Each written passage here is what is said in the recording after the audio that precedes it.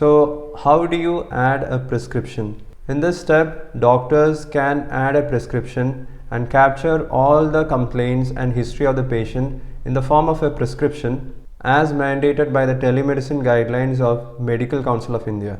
Now, according to the new guidelines, doctors are required to generate a prescription even if the patient does not require any medicines for that consultation. Successfully creating a prescription and sending that prescription to the patient is the desired action at the end of this step. So these are the steps that you have to follow to add a prescription.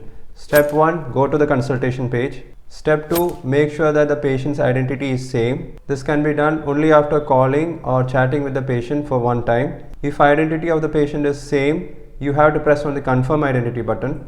If identity of the patient is different, press on the request to change identity button. Step number 3, a new button will appear. That button's name will be add prescription. This button will appear only after you have confirmed the identity of the patient. And finally, step number 4, adding the actual prescription. This process itself is a 4-step process.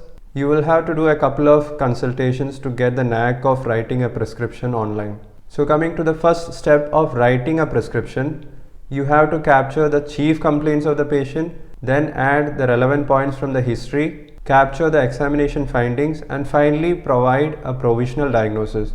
These 4 fields are required in the first step of creating a prescription. Step number 2 is very easy. You just have to write the name of the test that you want the patient to do. If you are ordering multiple tests, make sure that you are pressing on the save button after adding each test.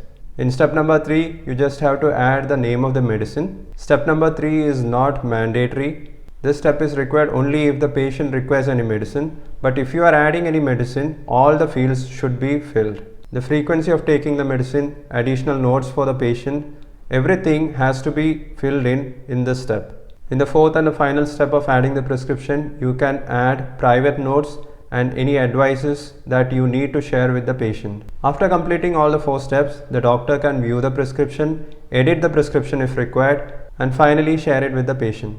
If everything looks good, press on the send prescription button. Patient will be notified of the new prescription that you have generated. Adding a prescription is mandatory for all consultations because only after adding a prescription you will be able to finish a consultation. If the validity of the consultation, that is 72 hours, has not expired, a doctor can add multiple prescriptions within the same consultation.